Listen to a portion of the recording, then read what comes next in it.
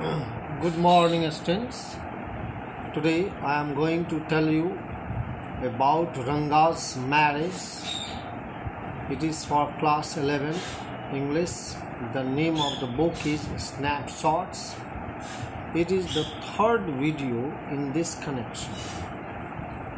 So here in this video I would tell you about the girl Ratna, who is so beautiful, but she has become an orphan.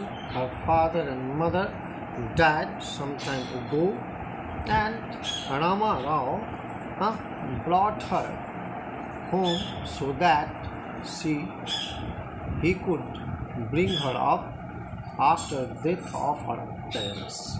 He was her uncle. So Rama Rao's niece, she was a pretty girl of 11. She had come to stay with him. She was from a big town, so she knew how to play veena and harmonium. She also had a sweet voice. She had a very sweet voice, and both her parents were dead, and so she was a suitable bride for Ranga. Since the narrator was a frequent visitor to Rama Rao's place, the girl was quite free with him. She completely forgot to mention her name. It was Ratna. The very next morning, he went to their house and told Rama Rao's wife that he would send some buttermilk for her, and he also asked her to send Ratna to bring that buttermilk. Ratna came. Ratna came, and it was a Friday. She was wearing a grand sari. Narrator asked her to sit in his room and requested her to sing a song. He also sent for Ranga. While she was singing the song, Krishnamurti, in front of her eyes, Ranga reached the door. He stopped at the threshold. He did not want the singing to be stopped. He was curious to see the singer. Carefully, he liked to peep in. The light coming into the room was blocked. Ratna looked up and seeing a stranger there, abruptly stood up and stopped singing. Suppose you buy the best quality mango, the narrator says. You eat it slowly, savoring its peel before biting into the juicy flesh. You do not want to waste any part of it. Before you take another bite, the fruit slips out of your hand and falls to the ground. How do you feel? Certainly bad.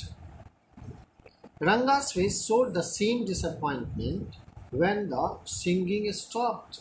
Means when Ratna was singing, he was quite delighted. Ranga was quite delighted to listen to the song, but as soon as it stopped, he became disappointed. So he asked to send for her, and he sat on a chair. Ratna stood at a distance. Her head was lowered. Ranga repeatedly looked at her. Once their eyes met, and they looked very embarrassed. No one spoke for a long time. It was his coming in that stopped the singing, so he wanted to go. Words, mere words. The fellow said he would leave but did not make a move. How can one expect words to match actions in these days of Kali? Men's people are quite selfish. Whatever they speak and what they do that does not match. So it was the condition. Ranga wanted to know who was inside the room, and it was like that. The he goat who had taken shelter in temple replied, "Does it matter who I am? I am a poor animal who has already eaten 9 lions. I have got to eat one more. Tell me, are you male or female?" The lion fled the place in fear, it seems. Like the he goat, I said, means the narrator said, "What does it matter to either of them? Who see he was already married, and he was not the marrying kind, means the girl who had come, she was not going to be married, and she is not married." He asked. His voice did not betray his excitement, but he knew that it was there, that he was completely excited. His face revealed like a roasted brinjal. What kind of brinjal? Roasted brinjal. After a while, Ranga left, saying he must go. He has some work at home.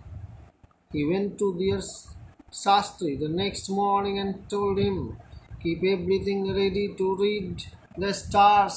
The narrator went to the Sastri.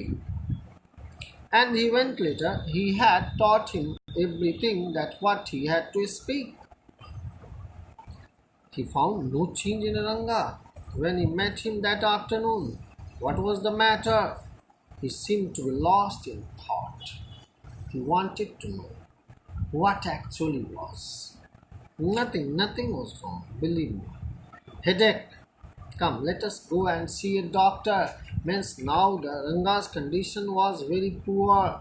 He was having no headache, but he felt like a headache.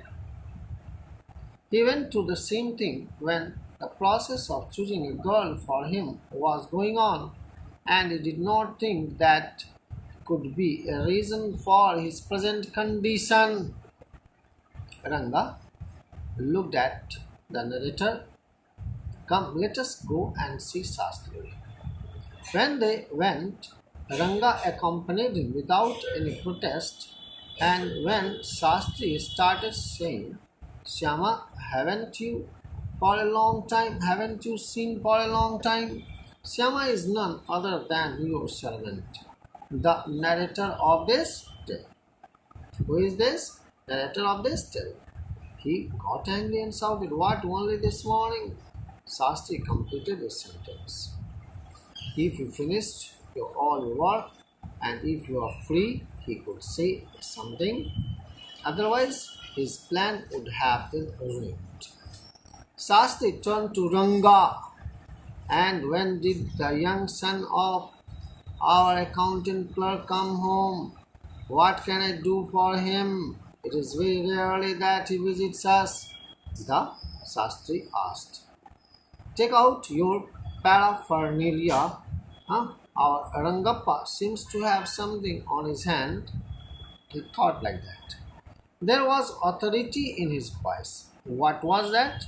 As he spoke to Sastri, he took out 2 sheets of paper, some cowries, shells, and a book of Palmyra leaves, saying that it is an ancient science.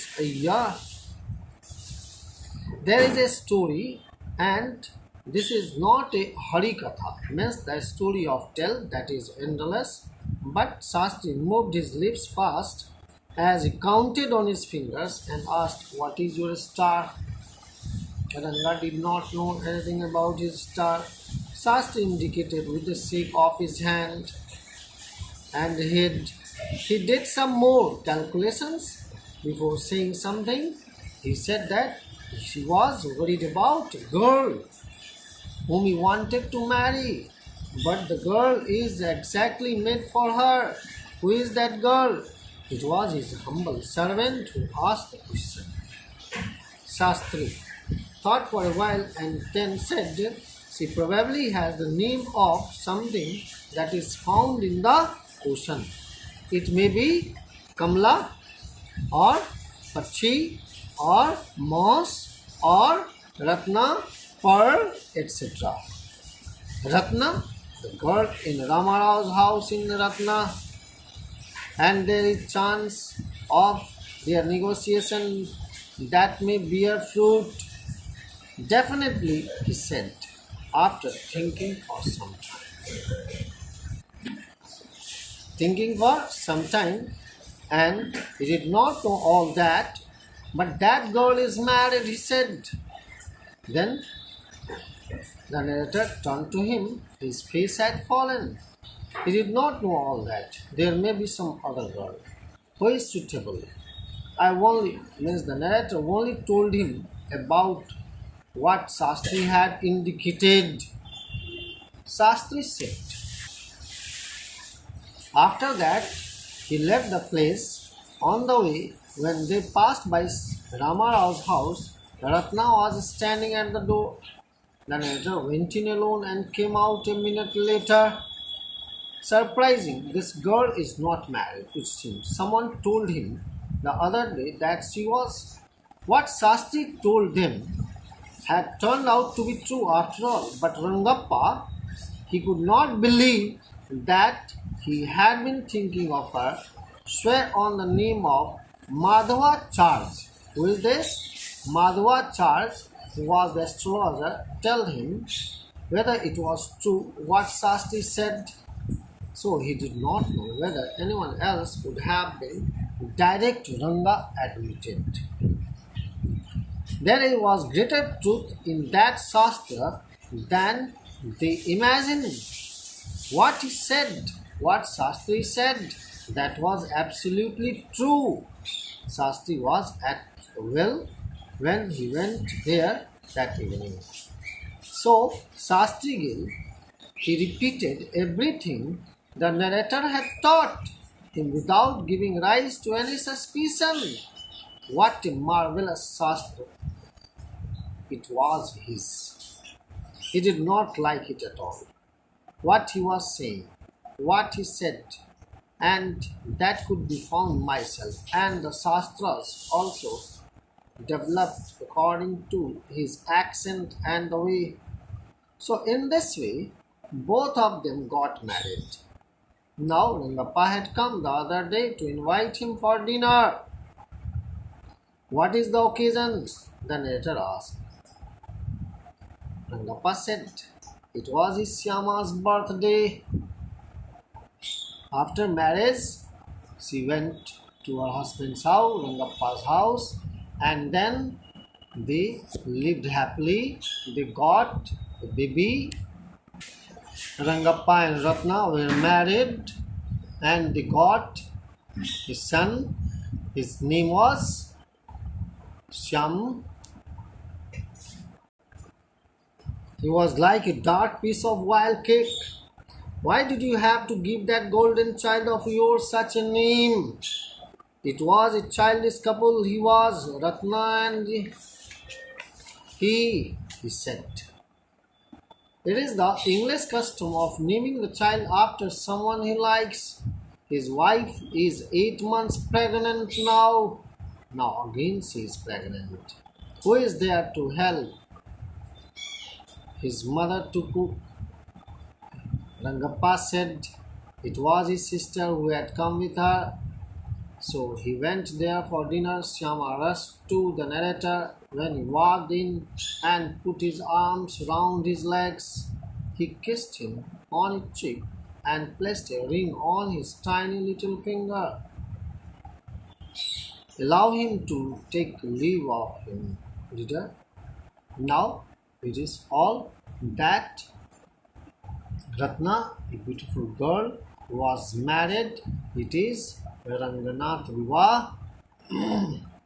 It is the way that the girl is carried to her husband's home after the marriage is performed, and how happily they live together. And this is the custom that is really true. And so, in this way, the story comes to an end. Thank you, Jalan. Thank you.